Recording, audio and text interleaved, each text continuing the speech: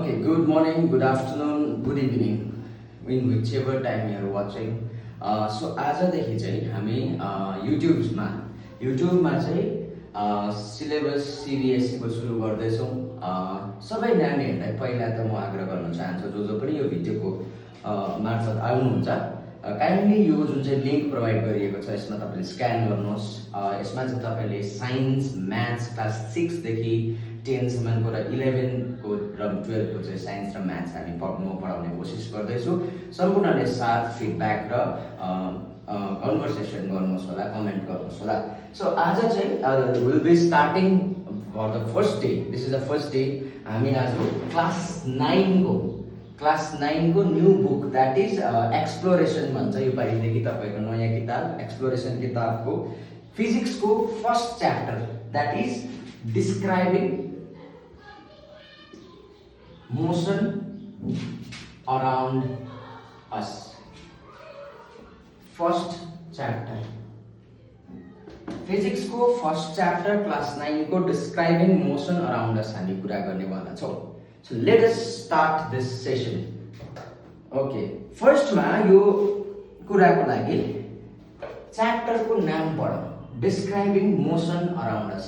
So यो च्याप्टरमा हामी के माइन्ड लिएर जानुपर्ने, के पढ्नेवाला छौँ त हामीलाई फर्स्टमा क्लियर हुनुपर्छ कन्सेप्ट।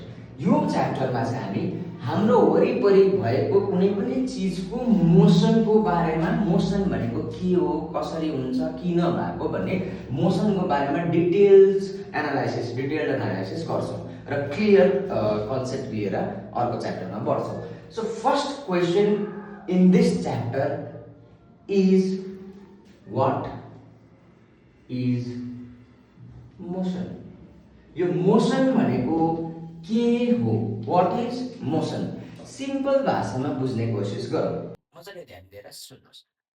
मोसन भनेको चाहिँ कुनै पनि अब्जेक्टले एउटा पोजिसनदेखि अर्को पोजिसन चेन्ज गर्छ भने एउटा सर्टन टाइममा भने त्यसलाई हामी त्यो अब्जेक्ट चाहिँ केमा छ भन्छौँ, मोसनमा छ भन्छौँ। फर इक्जाम्पल मैले यो डस्टरलाई अहिले यहाँ राखेको छु, एकछिन पछाडि मैले यहाँ सारेँ भनेपछि यो डस्टरको पोजिसन चेन्ज भयो टाइममा। अहिले एउटा टाइममा यहाँ थियो, अर्को टाइममा त्यहाँ छ, अलिक उता सारे त्यो टाइममा पर सर्छ, त्यो भनेपछि त्यो object is in motion. So simple के हो डेफिनेसन भन्दाखेरि मुभमेन्ट हो। कुनै पनि अब्जेक्टको मुभमेन्ट हुँदैछ भने त्यो अब्जेक्ट चाहिँ मोसनमा छ भन्छौँ हामी। So simple definition is when an object changes its position with respect to time we define, we call that object is in motion। एउटा अब्जेक्ट एउटा टाइममा कुनै एउटा सर्टन पिरियड अफ टाइममा आफ्नो पोजिसन चेन्ज गर्दैछ भने त्यो अब्जेक्टलाई मोसनमा छ भन्छौँ। सो मोसन के हो हामीले बुझिसक्यौँ, आई होप तपाईँले बुझ्नुभयो। नाउ अलिकति अगाडि बढ्यो भने कस्तो प्रकारको, how many kinds, how many types of motions are there भन्दाखेरि धेरै प्रकारको मोसनहरू हुन्छ, तर बेसिकली यो च्याप्टरमा हामी एउटा इम्पोर्टेन्ट मोसन छ जुन जसलाई हामी भन्छौँ स्ट्रेट लाइनमा हिँड्ने सारी। ओके, मानिलिउँ यो एउटा बाटो छ, यो बाटोमा एउटा मान्छे हिँड्दैछ स्ट्रेट वेमा without going here and there. एउटा स्ट्रेट कारमा हिँड्यो, मान्छे नमान्नु, कारमा एउटा स्ट्रेट वेमा हिँड्दैछ भने कस्तो मोसनमा छ, त्यो motion is along the straight line हो। त्यो मोसन कुनै पनि अब्जेक्ट यदि स्ट्रेट लाइनको मोसनमा कुद्दैछ भने त्यस्तो मोसनलाई हामी भन्छ लिनियर मोसन। के भन्छ?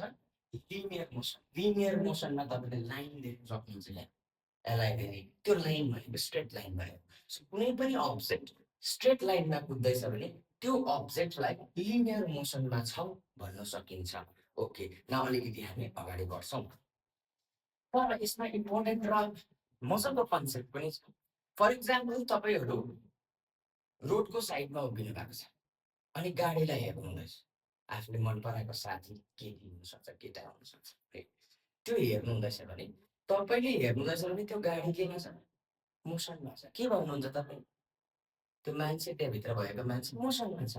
तर अब त्यसलाई रिभर्स गर्नुहोस्, त्यो गाडीमा बसेको मान्छेले पनि त मलाई देख्छ, रोडको छेउमा छु म, त्यो मान्छेले मलाई कस्तो देख्छ, मोसनमा देख्छ कि आइ नट इन मोसन, रेस्टमा देख्छ।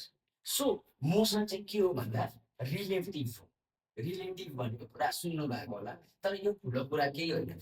कतिखेर त केलाई आधार राखेर भनिन्छ त्यसलाई भन्छ रिलेटिभ। भन्नु खोजेको म अहिले घरमा बसिरहेको, तपाईँहरू घरमा बसेर यसरी फोन यो युट्युब च्यानल हेर्नुहुँदैछ। तपाईँको बाबाको लागि त तपाईँ रेस्टमा हुनुहुन्छ, मजाले रेस्ट गरिरहनु भएको छ, त्यसमा तपाईँको म रेस्टमा छु भन्नुहुन्छ। तर यदि एउटा मान्छे चाहिँ सनमा छ, सनमा छ भने तपाईँको रुममा बसेर जति नै नहल्लिकन बसे पनि तपाईँ मोसनमा हुनुहुन्छ। Why? Because earth is continuously revolving. So what I mean to say is motion is relative. कुनै कहाँ डिपेन्ड्स, तपाईँ कहाँ बसेर एकअर्कालाई हेर्नुहुँदैछ, त्यति कन्सेप्ट क्लियर गर्नुहोस्। अब अहिलेसम्म हामीले बुझेको वाट इज मोसन। मोसन भनेको कुनै पनि अब्जेक्टले एउटा पोजिसनदेखि अर्को पोजिसनमा चेन्ज हुँदैछ टाइम अनुसारले भने त्यसलाई मोसन भन्छ। मोसनको बेसिक के हो? एउटा सपोज कुनै अब्जेक्ट स्ट्रेट लाइनमा कुद्दैछ भने, स्ट्रेट लाइनमा मुभ गर्दैछ भने त्यस्तो मोसनलाई हामी लिनियर या रेक्टिलिनियर मोसन भन्छौँ। यति कुरा क्लियर छ?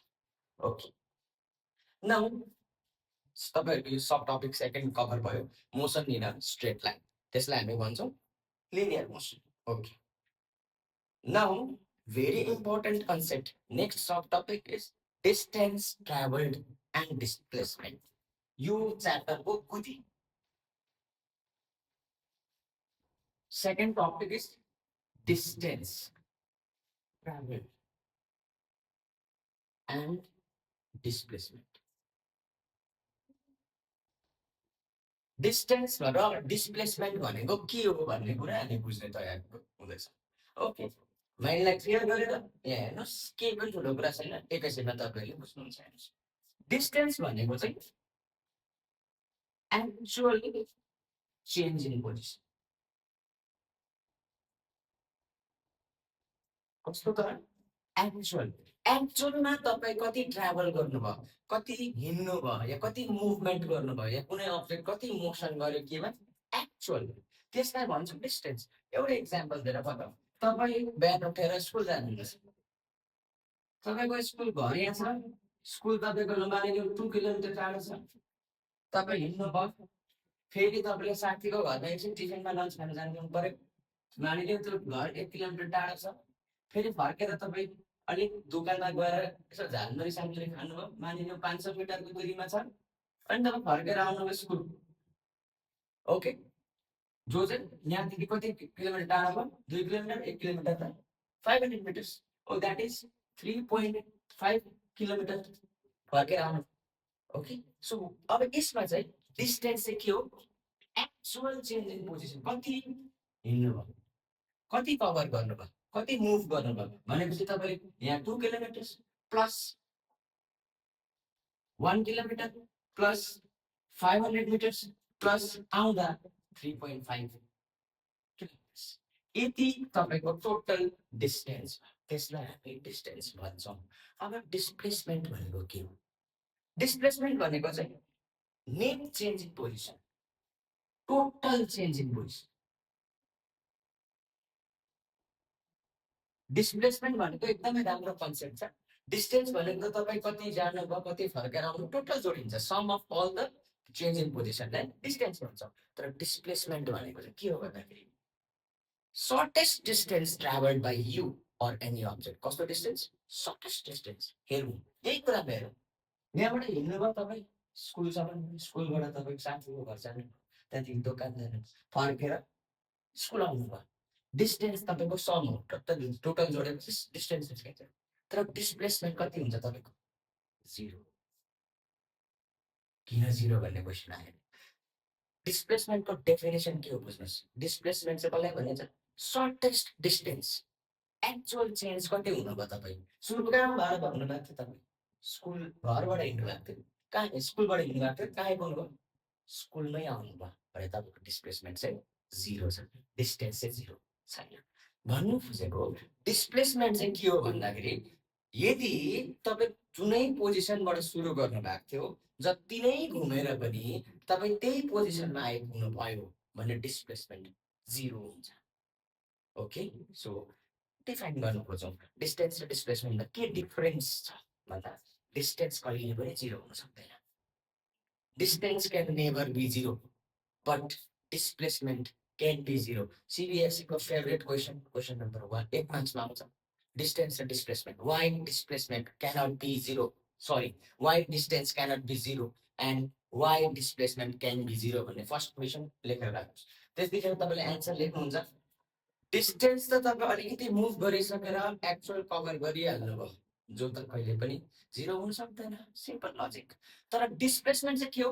Shortest distance. फर इक्जाम्पल यो कन्सेप्ट छोडेर तपाईँ यो पोइन्टबाट कुनै पनि एउटा अब्जेक्ट यो पोइन्टबाट यहाँ गयो, यहाँबाट तपाईँको फर्केर यहाँ आइपुग्यो. सरी, ल फेरि हेर्नुहोस्, यहाँ यो पोइन्टबाट यहाँ गयो, मानिलियो यो 1 किलोमिटर टाढो छ, फर्केर तपाईँ फेरि आधी बिचमा आइपुग्नु भयो, 500 मिटर हिँड्नुभयो फर्किँदा, यति चाहिँ तपाईँ आइपुग्नु भएको छैन. डिस्टेन्स भनेको चाहिँ तपाईँको जाँदा 1 किलोमिटर जाँदा हो, आउँदा 500. Distance is 1 kilometre plus 500 metre. Okay, but displacement के हो यतिखेर? सर्टेस्ट डिस्टेन्स कति रह्यो? 500 मिटर रह्यो. So displacement is 500. इनिसियल पोजिसनदेखि फाइनल पोजिसनमा कहाँ हुनुहुन्छ त्यसलाई डिस्प्लेसमेन्ट भन्छ. ओके, यदि तपाईँ टोटली यहीँ फर्केर यहीँ आइपुग्नु भएको भए डिस्टेन्स त डबल हुन्थ्यो, 1 + 1 हुन्थ्यो, डिस्प्लेसमेन्ट 0. वाइ? बिकज इनिसियल पोजिसनदेखि फाइनल पोजिसन तपाईँको एउटै छ भने displacement will be 0. Okay, so first question पनि लेख्नुहोस् तपाईँले. Question is when does displacement be? When does displacement be 0? 0 कहिले हुन्छ डिस्प्लेसमेन्ट? अर्को क्वेसन पनि लेख्नुहोस्. Differentiate between distance and displacement.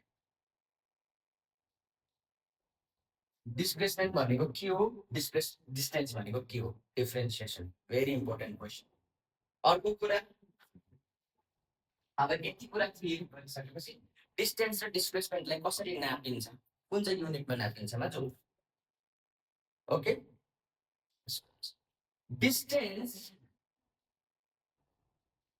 डिस्टेन्सको magnitude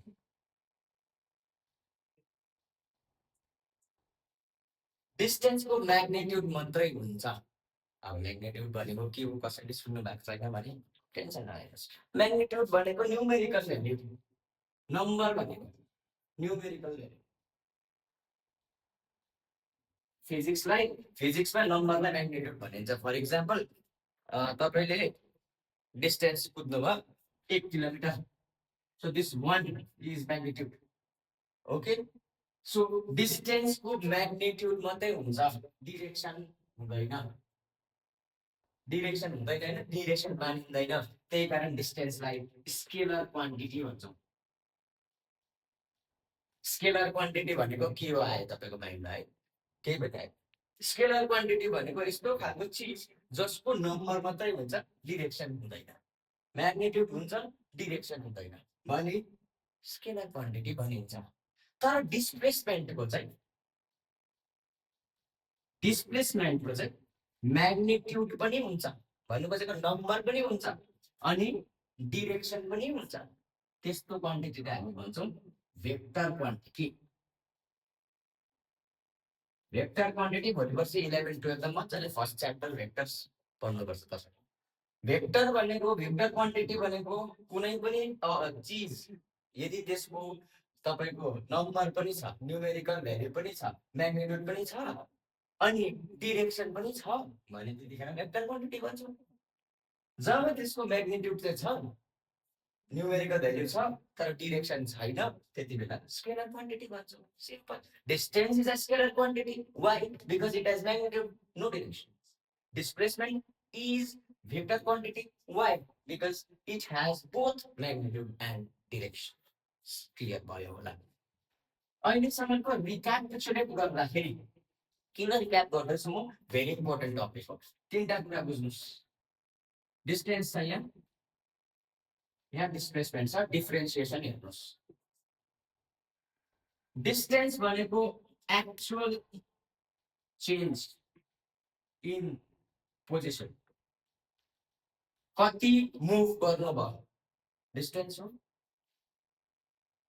initial and final position यो change in initial total change in initial and final पोजिसनलाई displacement भन्यो कहाँबाट सुरु भएको थियो र कहाँ आइपुग्नु भयो त्यो अब्जेक्ट कहाँबाट कुदेको थियो र कहाँ आइपुग्यो त्यसलाई डिस्प्लेसमेन्ट भन्छौँ टोटललाई चाहिँ डिस्टेन्स भन्छौँ अर्को कुरा अर्को difference distance can not be zero can not भनेपछि जिन्दगीभरि हुँदैन डिस्टेन्स कहिले पनि जिरो हुनु सक्दैन तर displacement can be zero distance zero हुन सक्दैन डिस्प्लेसमेन्ट जिरो हुन सक्छ कति बेला जिरो हुन्छ जब इनिसियल पोजिसनमै फाइनल पोजिसन आइपुग्यो भने जिरो हुन्छ ओके 3 नम्बरमा distance is scalar quantity displacement is vector quantity scalar भनेको नम्बर मात्रै छ म्याग्निट्युड मात्रै छ डिरेक्सन छैन भेक्टर क्वान्टिटी भनेको म्याग्निट्युड पनि छ डिरेक्सन पनि छ यति तीनटा मजाले लेख्नुहोस् डिफरेन्सिएट गर्नुहोस् डिस्टेन्स र डिस्प्लेसमेन्टलाई त्यहाँदेखि किताबमा तपाईँहरूको नक्सा दिएको रहेछ रनिङ भएको त्यो हेर्नुहोस् यो बुझ्नुहुन्छ 2 मार्क्स पाइहाल्नुहुन्छ okay now moving on to next important कुरामा बस्दैछौँ हामी average speed and average velocity okay